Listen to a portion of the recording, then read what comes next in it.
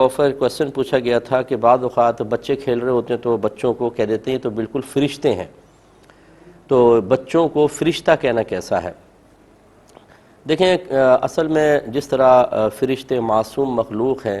اور ان سے کوئی گناہ سرزد نہیں ہوتا، چونکہ بچوں سے بھی گناہ جب تک بالغ نہ ہو بچوں کے نام اعمال میں گناہ نہیں لکھا جاتا، اس مناسبت کی بنا پر بعض اوقات لوگ بچوں کو فرشتہ کہہ دیتے ہیں، نہ کہ کوئی مشابہت تامہ پیدا کرنا مقصود ہے، یعنی کامل مشابہت کہ جیسے فرشتے معصوم بچے بھی اسی معنی میں معصوم ہوتے ہیں، ایسا کوئی مقصود نہیں ہوتا، تو محاورتاً بچوں کو فرشتہ کہنا صحیح ہے۔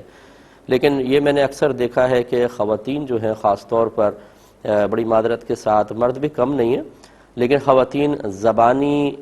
معاملات میں احتیاط نہیں کرتی ہیں اور بسا اوقات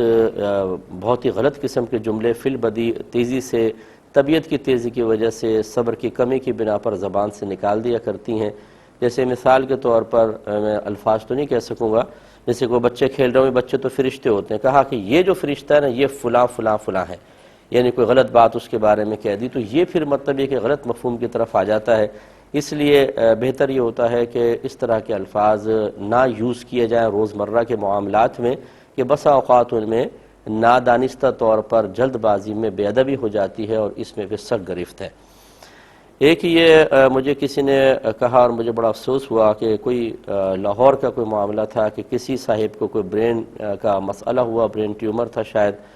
تو وہ کسی کے پاس علاج کے لیے چلے گئے، کوئی عامل ہوں گے جاہل قسم کے، اور ان سے جا کر پوچھا تو انہوں نے کہا کہ اس کا علاج یہ ہے کہ تم کسی عورت سے زنا کرو، اور زنا کے طریقے بھی بتائے کہ اس طرح مخصوص طریقے سے کرو گے تو تمہارا علاج ہو جائے گا۔ اس نے لکھا یہ ہے کہ میں پھر کسی ایک صاحب علم شخص کے پاس گیا، اس نے تو لفظ مفتی لکھا ہے، چلے اب میں نے عرض کر ہی دیا، تو میں ایک مفتی صاحب کے پاس گیا اور ان سے جا کے مسئلہ معلوم کیا کہ وہ اس طرح کہہ رہا ہے، تو انہوں نے کہا کہ علاج کے لیے اس طرح کا عمل جائز ہوتا ہے، کیا حکم شرع ہوگا؟ دیکھیں، یہ بالکل شیطانیت کی ترویج اور ترقی کے لیے کیا گیا ایک عمل ہے، اور ایسے مقام پر شیطان کو آنے کی ضرورت نہیں جہاں اس قسم کے لوگ بیٹھے ہوں کہ کسی کو زنا کی ترغیبیں دے رہے ہوں۔ زنا سے کبھی اس کا علاج نہیں ہوگا۔ یاد رکھیں کہ جب بھی آپ کوئی نیا علاج یا نئی چیز تجویز کرتے ہیں تو اس کے لیے چند صورتیں ہوں گی۔ نمبر ایک، قرآن میں یا حدیث میں موجود ہے۔ نئے سے مراد میری یہ ہے کہ سننے والا کہتا ہے تو پہلے کبھی نہیں سنا، تو آپ دلیل دیں کہ بھی قرآن میں یہ ہے، حدیث میں یہ ہے، اکابرین نے بیان فرمایا۔ نمبر ون، اگر ان میں سے کچھ بھی نہیں ہے تو پھر یہ ہو سکتا ہے کہ جو اطباء ہیں، ڈاکٹرز ہیں، انہوں نے بہت طویل ریسرچ کی ہو کسی چیز کے بارے میں اور انہوں نے کہا ہو بھئی اس کا یہ علاج ہے، تو ایسے شخص سے تجویز کیا، معلوم کیا جائے کہ یہ بتائیے کہاں پر ایسی کوئی ریسرچ ہے کہ اس کا علاج اس عمل کے ذریعے ہوگا۔ نمبر تین، اگر یہ بھی نہیں ہے تو پھر اگر کوئی یہ کہتا ہے کہ نہیں میرے دل میں القاء ہوا ہے، الہام ہوا ہے، تو عام آدمی کے القاء اور الہام کا تو کوئی اعتبار ہوتا ہی نہیں۔ تو خلاصہ کلام یہ ہے کہ اس قسم کے جو اس نے علاج تجویز کیا، اگر آپ قرآن و حدیث سے معلوم کریں گے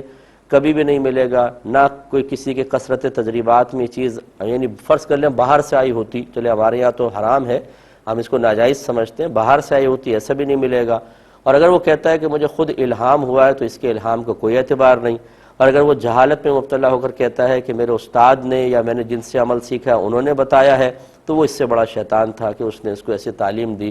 اور یہ کنفرم ہے، میں یقین سے کہتا ہوں کہ کوئی مفتی صاحب، کوئی عالم دین، ادنیٰ سا علم رکھنے والا بھی اس طرح کے معاملے کی تائید نہیں کر سکتا۔ آپ جس کے پاس گئے، آپ نے ایسی کسی شخص کے معروف ہونے کی بنا پر اس سے مسئلہ معلوم کر لیا، اسے کچھ بھی نہیں آتا۔ خلاصہ کلام یہ ہے کہ اس طرح کے حرام اور گناہ کبیرہ اور نص قطعی سے جس فعل کی حرمت ثابت ہو،